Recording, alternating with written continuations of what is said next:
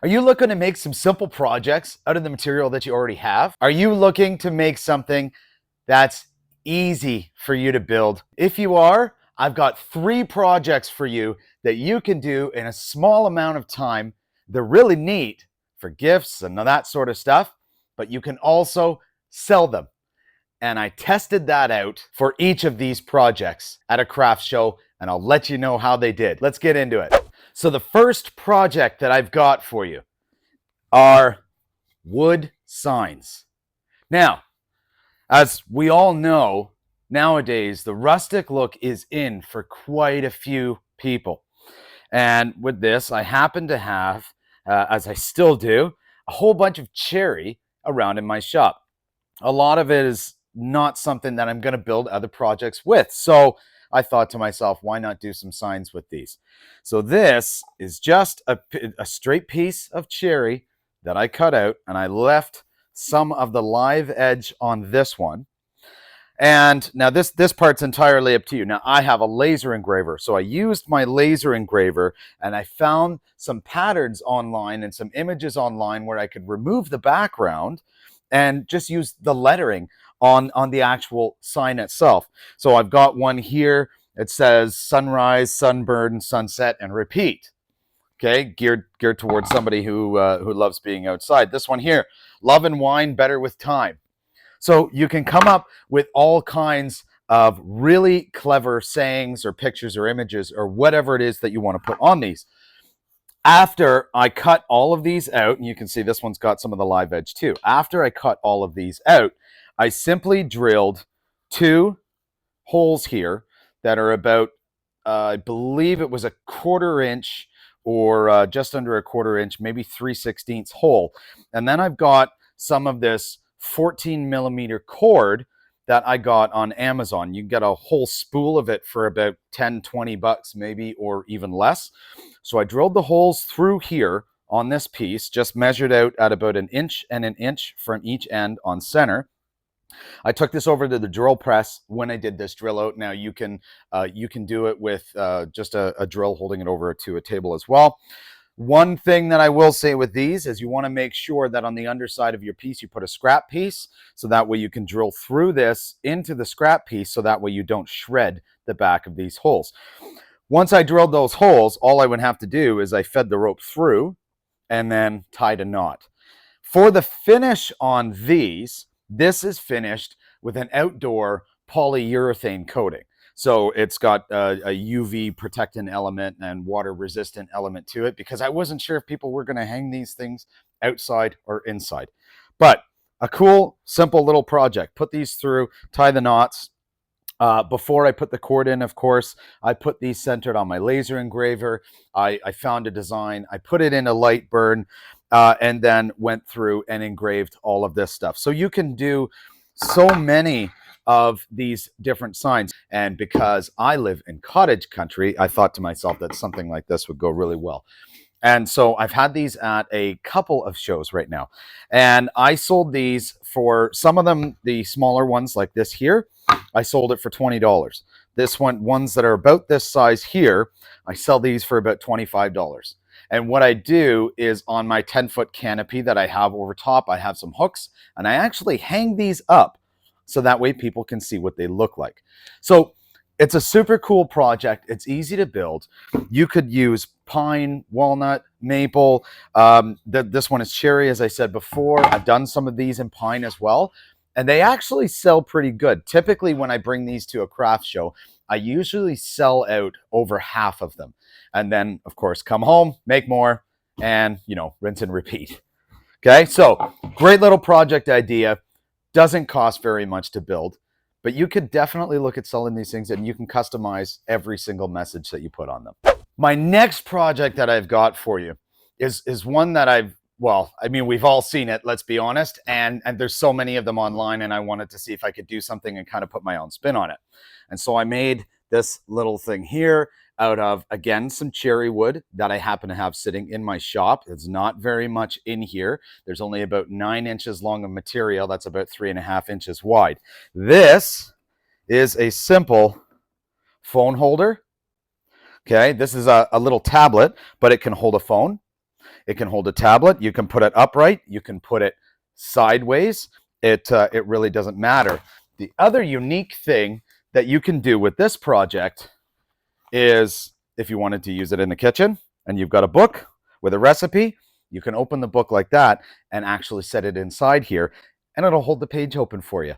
So I thought this was a pretty cool project that I made. Now, this one here, to give you an idea, we've got an angle cut here, here, here, here. Every piece has an angled cut, but every piece's angle is exactly the same. Every single one of these are 30-degree angles. This is 4 inches long, 4 inches long in the center, and then an inch long here, so that way we get just a tiny little bit of a lip, so that way a device, whether it's in a case or not, or a book or whatever it might be, actually sits inside that lip. And if you wanted to take it one step further, you could drill a hole through the top to allow for a charger to go through. So entirely up to you what you do with something like this. What I like, because they're all 30-degree angles, is when you set it on here, it's exactly flush against the back angle there. So when I put this together, there's no screws, no dowels, no nothing, because this is such a simple device. This is simply wood glue. But what I did do is I used a little bit of CA glue. So when I put this together, I put wood glue on the inside piece and then 3 dots of CA glue. I put it down like this, pressed it together, and then sprayed the activator into it so that way it would hold it in place. And then just simply let it dry for 24 hours for the wood glue to cure, and this thing is rock solid. Afterward, I finished this with a linseed oil as well, just to give it a nice, smooth finish. And that's it. There's not much to it. 4 inches, 4 inches, 1 inch, all 30-degree angles. There are so many variations of something like this that you can make. So it's just a really neat project. This one here only took me about 20 minutes to make. I sold these at about 10 bucks. Okay. Now, depending on where you are and the type of wood that you use, you could certainly sell these for probably 15 bucks and they would probably sell. So that's entirely up to you, but it's a good project. It's nice, smooth, it's simple, but yet it's got the angles to make it more modern. So a really, really neat project idea. Hey, if you're looking for any other really cool project ideas, here's a link to another video on the channel that's got some more amazing ideas that you can build super easy and do whatever you want with. Sell, give for gifts, any of that kind of stuff. But be sure to check out the other videos on the channel too. All kinds of project ideas for you. All right, so the last project that I've got for you, this one's actually, it's really cool. I've seen a few of them and I figured I'd make some. And I couldn't believe how much these things took off when I took them to market. It's a very, very simple project to make with very basic tools, okay? And then some extra ones, such as the shape of a can of paint. In this case, this is my linseed oil container, and the shape of a roll of tape, okay? And these projects are these little things here. Okay, now this one's made out of maple, this one's made out of walnut. These were literally scrap pieces that I had sitting around in a scrap bin that I'm going to burn, but I took them out and thought, oh, I'm going to give this a try. I want to try something. Okay, what these are is book page holders. Okay, there's not a lot to them. Okay, on this here, we've got a hole through the center. That hole through the center is meant to put through your thumb. And what we would do with a book, if you ever read a book, I don't know if you ever have to hold it like this. This one might be a little bit different because it's a wider spine, so it stays open. But you have to hold the pages like this, and it can get a little annoying. But you can take this and press it into the middle, and it holds the pages exactly open. Okay, so it's really, really neat in that way. Now, to build these is very simple. Okay, you only need a very small square. So this here is less than 4 inches wide. And this might be about 1.5 inches in height. So in that area, and it's also 3/4 of an inch thick. In that area, what I did was find the center and I marked a hole right in the center, and I used my punch to put an indent in it. So that way I could drill this hole through the center. For this, I used a 1-inch Forstner bit to drill right through with a piece underneath. So that way it didn't splinter at the bottom. And then after I did that, I wanted to make these curves. So this needs to be fairly narrow at the top part here, because what you don't want is, if you're sitting here reading a book, for it to block the text depending on the angle that you're holding it at. So in order to get this shape, I looked around my shop to see what I had that I could trace, and I found that this roll of double-sided tape was actually very handy. I used it to trace the top, and as you can see, it worked absolutely perfect. Now, this was a little bit too big for the bottom portion, just a little. And so I took this can of linseed oil and I traced out the cutout part right there. And the purpose of this cutout part is because most larger storybooks or whatnot have a spine that's tight together and the pages go out and up like that. So the reason why I have this going out and then curving up just a little bit is to force those pages down so that way it holds the book open. Okay, so these were such a simple one. And I took these to the market, and when I took these to the market, I retailed these for $5. Okay, so very simple. Okay, different types of wood. Another unique one you can actually do is make these out of plywood, and it's actually a really cool looking pattern if you could use a good, like a Baltic birch plywood or something like that. In any case, so I took these to the market, and the one thing is people couldn't figure out exactly what it was. So I had it out on the market table with this, holding actually my truck manual open so people could see what it did. But there was still a little bit of confusion. Surprisingly, as much as I've seen these online, most people that came across our booth in the market had no clue what this was. I actually came across somebody who thought this was a napkin holder. And for a napkin holder, this is actually, it's a pretty cool idea, because you can make the napkin round, shove it right through the center, and you could set it down like this, or you could flip it over like that. It really doesn't matter. And it would actually hold the napkin in place. So maybe this is just kind of a general purpose. All right. Now, this took me about 10 minutes to make.